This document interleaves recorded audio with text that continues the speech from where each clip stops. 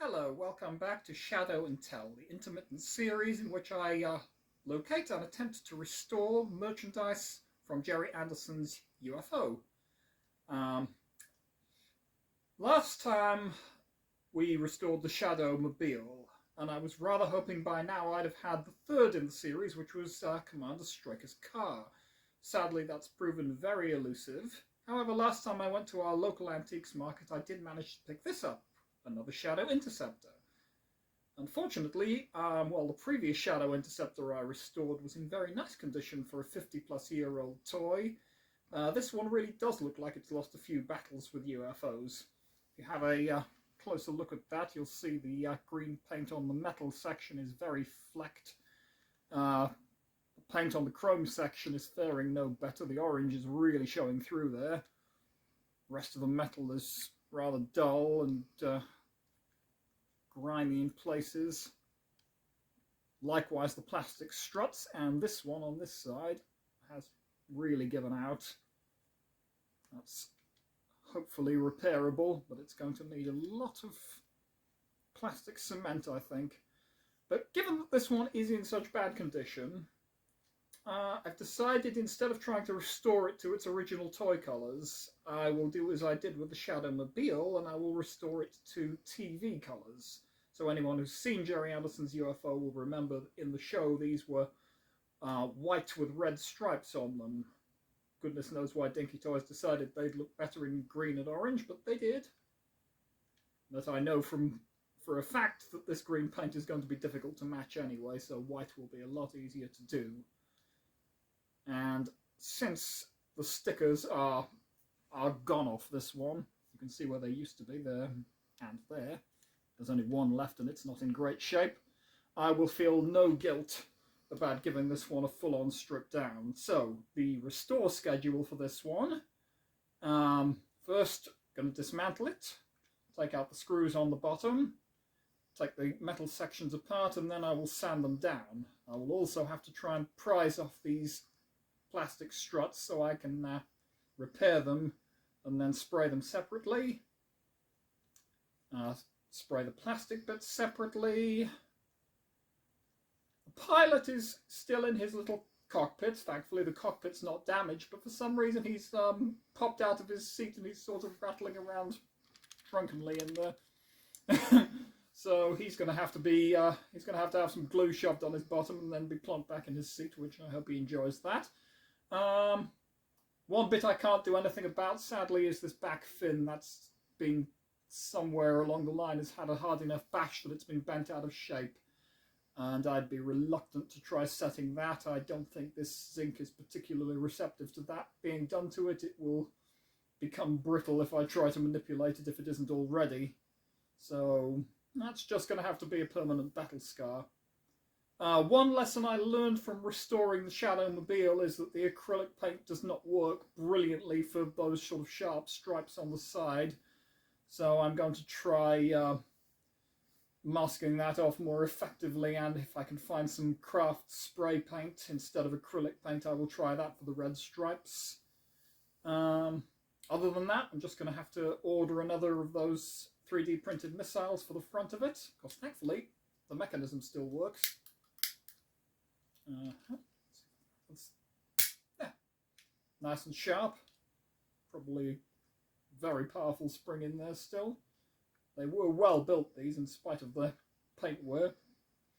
And I'll see if I can find some reprinted stickers to put on the side of it. And then maybe we'll have another go and see if we can get that little hammer there to trigger the gun cap or a party snapper or whatever sort of minor little explosive I want to put in there, as was intended. So, I'll check in with you again when she's in a bit more ship-shape condition, hopefully. Bye for now.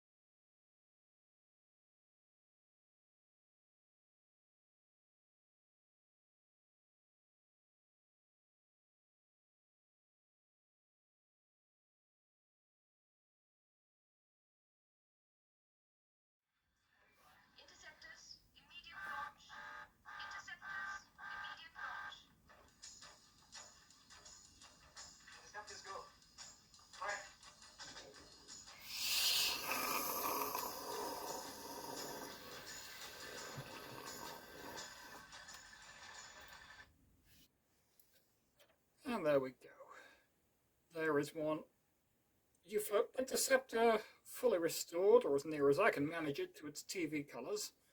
And with the original style livery, I think you can really appreciate just how nicely detailed and proportioned these Dinky toy models were. I mean, you can get more modern builds that like plastic model kits and the like, or even more modern die casts, which are made to be incredibly show accurate rather than just being toys. But I mean, this was made for kiddies to play with, and yet they have done an incredibly good job with it. I mean, I can't really see in what way it differs from the proportions of the TV model, unlike many a Millennium Falcon I've seen, which looks kind of chibified in its proportions.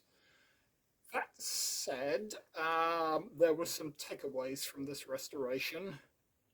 I didn't even attempt to straighten that out because I am not set up to do metal work. And my first attempt at doing the red stripes, I kind of wrote off the idea of doing that with spray paint. I just couldn't think of any way to get spray paint to do such fine work. So I tried it first with red enamel. That was a huge mistake. The red enamel was completely uncontrollable. It ruined the first paint job I did. I had to strip it down and repaint it again, so that was not fun. So in the end, I did go back to using a red craft acrylic, but instead of using masking tape to try and make really sharp lines, because that didn't really work, I just painted it freehand like I would with wargaming miniatures. And that seemed to work a lot better, at least with this acrylic. Even if you can never get it like really razor sharp, it's very easy to correct your work along the way without ruining the white paint underneath, which that's auto spray paint, so that's nice and hard. But even that needed to be stripped back after the red enamel disaster. The only thing I can think of that might do better on that is if I can ever work out a way of doing it, printing off red decals stickers and then putting them on instead. The only stickers I've used are the ones that you can get which are styled after the Dinky toy version, but these ones are obviously in red so that they'll go against a white background better. They're not show accurate, but they still look kind of cool on it. The SHADO logo on it would be nice. I can't remember if they had a logo on it. You see I've got in the back there though the SHADO Technical Operations Manual. It's kind of a new coffee table book for UFO fans. It's a really nice reference guide as well. That's got a huge amount of extra world building in it. I'm not sponsored or anything, I just think it's kind of cool, so if you're a fan, just to be aware it's out there. Other takeaways though. Yeah, this leg, you may notice, if I move it close to the camera, there's quite a lot of gluing had to be done there. Yeah, the leg, the plastic was really hard to make it set again because that leg was the problem one. So in the end, I just had to sort of build up a sort of resinous, you know what to call it really, mess. that's what it took to bind it. I may have to try and paint over that again at some point, but these legs were troublesome on the whole. I tried prizing them off to make it easier to paint them, and I'll never try that again, because even if the plastic seems good, it probably won't be. It's old and it's kind of friable. It's lost a lot of its flexibility, so when they came off, they kind of started to shred a bit around the edges, and I had to use glue to get them back on again, so they're a bit of a mess, I'm afraid, the legs. So in future, if I'm painting one of these, what I'm just going to have to do is mask off the legs and then mask off the rest of it when I'm painting. It's a messy compromise, but it's a lot better than the risk of just damaging them. Also on the subject of damage, we got a bit on this cockpit, unfortunately. It's just a tiny corner there, and that happened. That happened because I forgot that I was supposed to put this on from the outside rather than from the inside, and when I was trying to put it on from the inside of the hull, that corner broke off.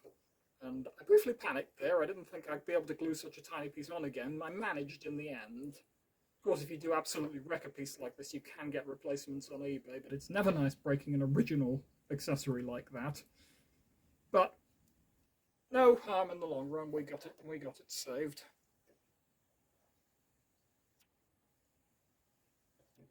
Other than that, I'm pretty happy with this, with how this came out, considering where we started from, and I think the TV colours really do suit it. Of course, I wouldn't do that to a model unless it was really had a really wrecked paint job. Thankfully, so many of these do when you pick them up, so you don't feel too guilty about doing a TV accurate facelift on them. I had to go with the missile as well. It shouldn't really have a red tip, but I kind of like the red tip on it. But now the moment of truth. Can we have any more success putting gun caps in the firing mechanism like they suggest? I didn't have any luck with the last one. I think the gun caps just weren't sensitive enough, but we're going to try again. This time just a few repeated tries and see if anything happens. So I just want to see what that would have been like for kids back in the 1970s who had probably like combat capable gunpowder caps rather than the sadly health and safety ones we've got nowadays. I'll pile a few of them together and see if that works. Back in a moment.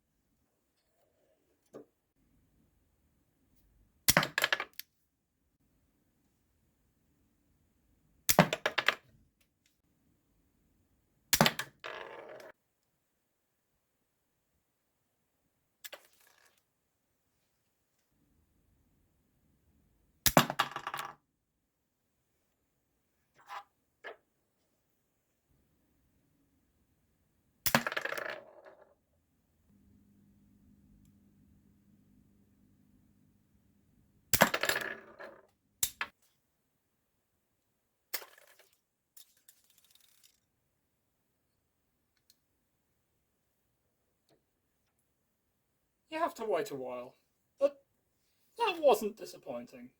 Nice bit of smoke. Yeah,